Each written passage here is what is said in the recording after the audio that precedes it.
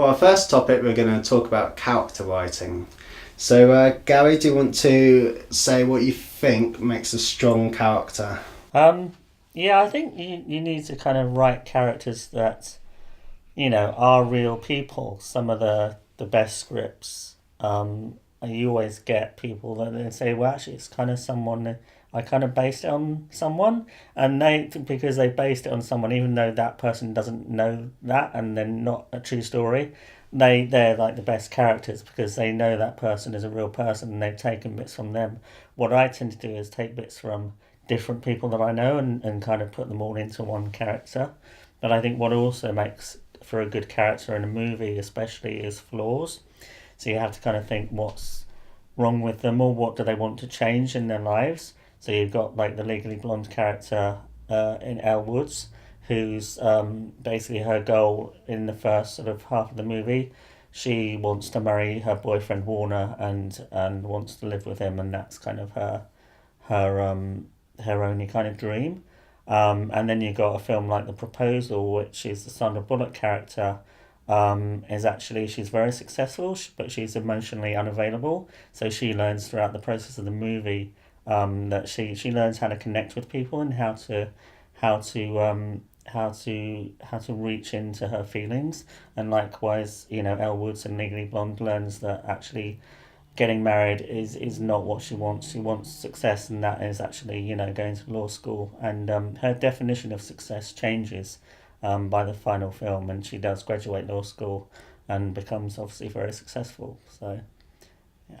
Eleanna, what do you think makes a strong character? Well, I agree with Gary because, of course, you have to make it very realistic.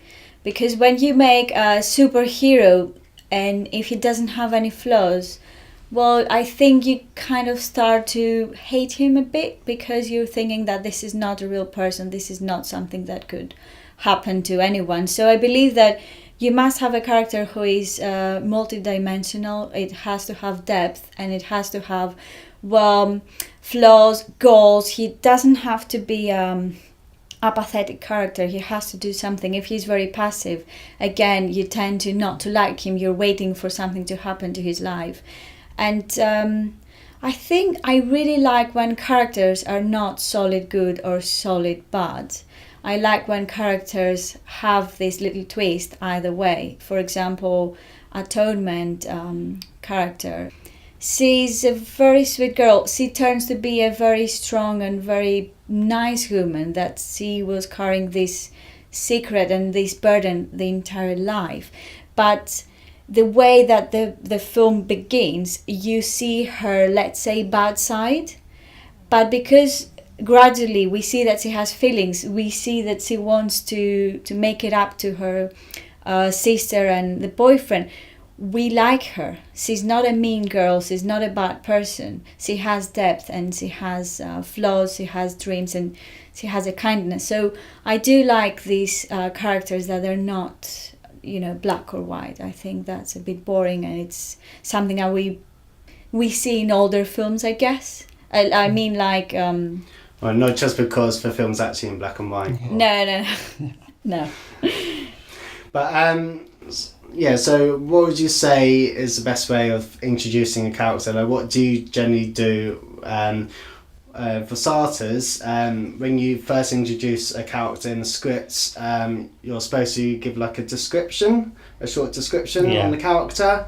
Like, do you have any sort of general rules on what you use, or like, I mean, I generally use kind of like, say, 3 kind of visual kind of descriptive words that tend to be either 1 or 2 words, and that's supposed to give a good sense of character straight away for the writer, for the audience. Yeah. So yeah, what do you use? I think that's right, yeah. And obviously in a screenplay you can use maybe 2 or 3 words, like you say, that give you an indication of who that character is, maybe how they're feeling.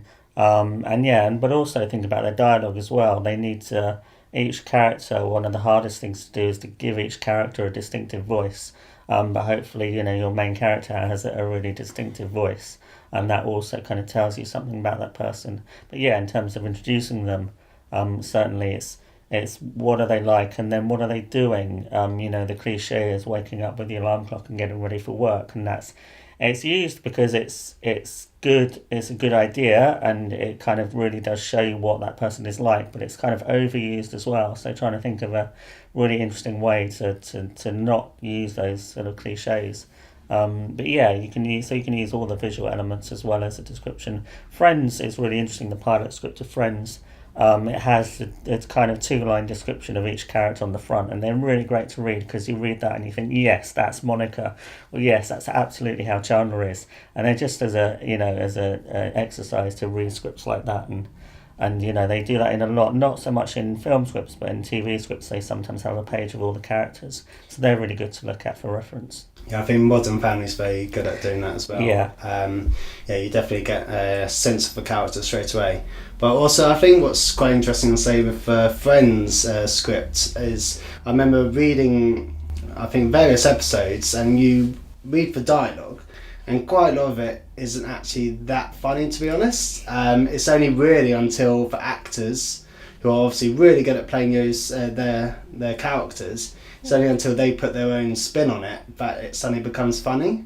So it's kind of like how much is the sort of balance between what the writer is putting down in the script and how much is it the actor that kind of brings life to that character. So how much do you think a really good script, it should be obvious straight away what this character should be like? Yeah, and comedy is really interesting as well because it's very subjective, and so yes, it could be funny to the writers but not funny to other people.